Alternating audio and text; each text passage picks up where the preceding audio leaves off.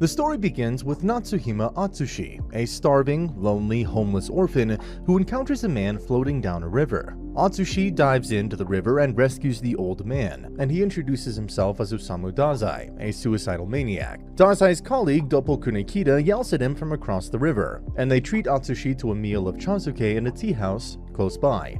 This is where Atsushi discovers that Dazai and Kunekita work for the Armed Detective Agency, or ADA, a secret organization full of individuals who possess supernatural abilities. Now, as different as that seems, Dazai and Kunekita explain to Atsushi that they're searching for a tiger who has been ravaging the area's warehouses and livestock. Atsushi recalls that a tiger was indeed following him when he traveled, and he helps the two agents by posing as bait to capture the tiger. Dazai slips Kunekita a note, and he takes Atsushi to a warehouse. Upon further questioning, Atsushi explains that he was kicked out of the orphanage due to the tiger ravaging it, and dealing too much damage while looking for Atsushi. However, Dazai concludes that Atsushi has the power to transform into the tiger under Moonlight, which is his supernatural ability. The full moon is revealed, and so is the tiger side of Atsushi, who pounces on Dazai. Dazai uses his special ability, No Longer Human, which halts the supernatural powers of the people Dazai touches. He subdues Atsushi as Kunekita arrives at the scene with backup. Together, they decide to make Atsushi a fully fledged member of the Armed Detective Agency. Atsushi wakes up in a dorm room owned by the ADA. He wakes up to Dazai's call, who claims that there's an emergency. It turns out that Dazai was attempting suicide again, living up to the name of suicidal maniac. Atsushi decides to look for a different job outside the ADA. Dazai offers him help as the two run into Kunekita, who hurries them to the site of an actual emergency. A man has taken hostages and is threatening to blow up a building. Dazai and Kunekita play rock, paper, scissors to determine who would distract the criminal and who would take them down. Kunekita loses and attempts to negotiate with the bomber, but he's ordered to get on all fours and shut up. Atsushi is dressed as a paperboy, who successfully distracts the bomber, which gives Kunekita ample time to subdue the bomber and take him down. Though it's not as easy of a situation after the bomber manages to press the detonator. In a desperate attempt to save his friends, Atsushi jumps in front of the bomb to try to protect everyone else. The bomb doesn't go off. As it turns out, it was all a test to see if Atsushi would make a good decision. Now, he's ready to be a fully fleshed member of the ADA. The president of the ADA leaves the decision to Dazai, who deems Atsushi worthy of becoming an agent. A woman named Higuchi Ichuyo requests help from the agency to help her deal with some smugglers. Kunekita warns Atsushi about someone named Akutagawa, a member of the Port Mafia. A huge fight breaks out when Higuchi reveals herself as a member of the Port Mafia and attacks Naomi. Junichiro is there to help and retaliates with his ability Light Snow, but he's defeated by Akutagawa as he appears from nowhere. Atsushi transforms into the tiger and begins to battle Akutagawa. However, the battle comes to an early stop when Dazai appears and uses No Longer Human to halt their supernatural abilities. He reveals that he saw through Higuchi's act early on, and Akutagawa reveals that Dazai used to be a member of the Port Mafia himself. A lot of rumination occurs here, and after the encounter, Atsushi wakes up at the ADA clinic, where Tanizaki is shown to be healed by their doctor Yosano Akiko through some very unorthodox methodology. However, Kunekita reveals and warns Atsushi that the Port Mafia's guerrilla squad might enter the ADA. He also suggests that they do something before things get worse. Meanwhile, Higuchi calls for the members of the Black Lizard Squad, consisting of Tachihara, Horitsu, and Jin, to infiltrate the ADA. Atsushi returns to the ADA after a phone call to find the agency completely holed up, only to reveal that the members have the upper hand against the team, to which Atsushi almost cries, thinking that he's lost them all.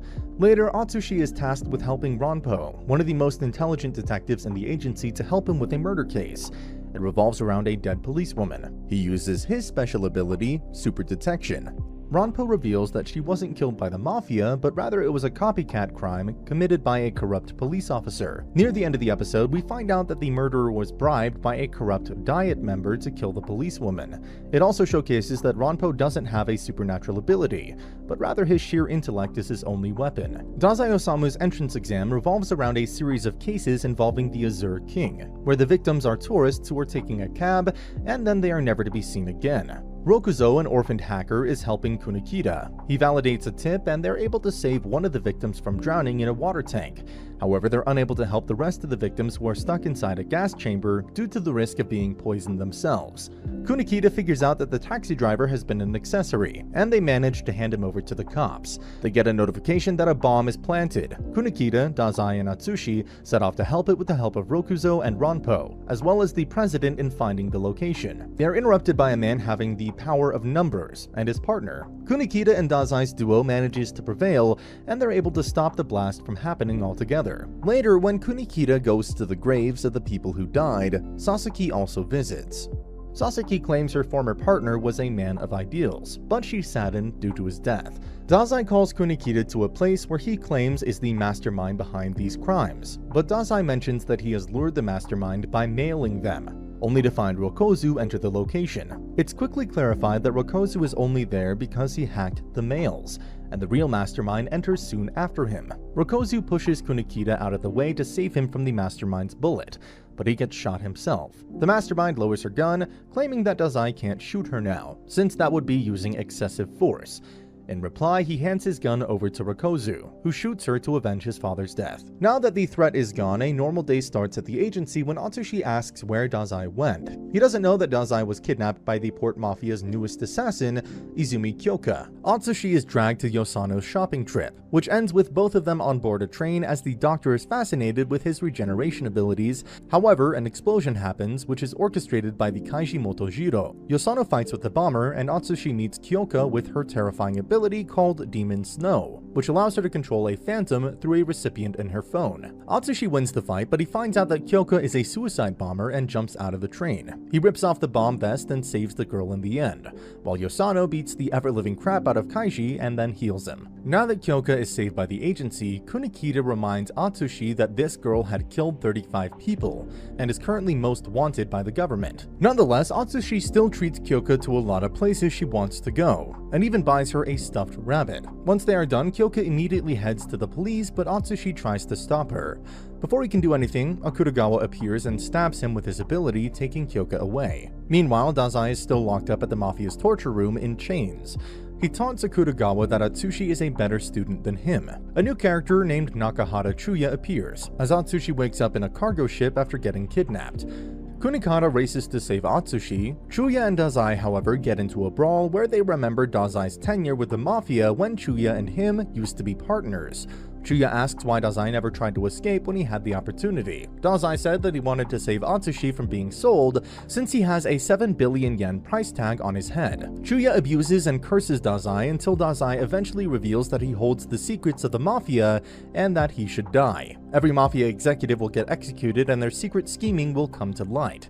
Dazai taunts Chuya to try and kill him, but Chuya decides not to. In fact, Chuya lets Dazai go and gives information on Atsushi's buyer. Kyoka attempts to save Atsushi, but Akutagawa stops it and expresses his qualms for Kyoka leaving the Mafia. However, Kunikita shows up and rescues Atsushi, and Kyoka had already rigged the ship with explosives to let Atsushi escape when Atsushi decides that he will save her instead. So before Akutagawa can kill Kyoka, Atsushi appears and has an all-out battle with his nemesis Akutagawa. During their fight, Akutagawa and Atsushi talk about their ideologies. Akutagawa expresses his hatred for Atsushi since he wants Dazai's approval as a competent executive, and how Atsushi got Dazai's respect very quickly. Meanwhile, Atsushi lands a flurry of attacks and gains the upper hand by punching through Rashomon's barrier and sending Akutagawa flying into the sea. Atsushi passes out after the toll this battle had taken on him, but he's dragged by Kyoku, who takes him to Kunikita before the ship capsizes and sinks. Elsewhere though, Dazai finds out that Atsushi was actually bought by an organization called the Guild. Their head is a man named Francis F., and in the aftermath of Atsushi and Dazai's abduction, the agency must now decide what to do with Kyoka, the only loose end that is left.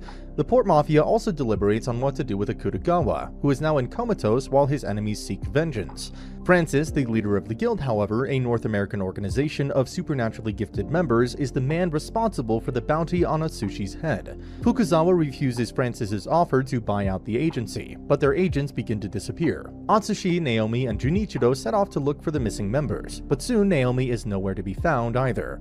The culprit is revealed to be a member of the Guild named Lucy. She trapped them in an alternate space with her power Anne of Abyssal Red. and it forces them to play hide-and-seek with a giant doll named Anne. Now, in order to release the captured ADA members, they must play this sick and twisted game. Junichiro is quickly captured by Anne, but Atsushi manages to get the key and uses it to try and release the captured members of the ADA. Atsushi isn't able to open the door with the key, and Lucy doesn't know how it works either, and decides to run away. He's pulled back by a doctor, who convinces him to save his friends. This allows Atsushi to defeat Lucy by outsmarting her, and forcing her to deactivate her ability. He thanks the doctor, and the two bid farewell. However, Kyoka starts shaking with terror at the sight of the doctor. It's revealed that the doctor is none other than the Port Mafia's boss, Mori. And that's the end of the video. As always, if you liked what you saw, subscribe to the channel. I'll be uploading a lot of videos just like this, so I'll see you at the next one.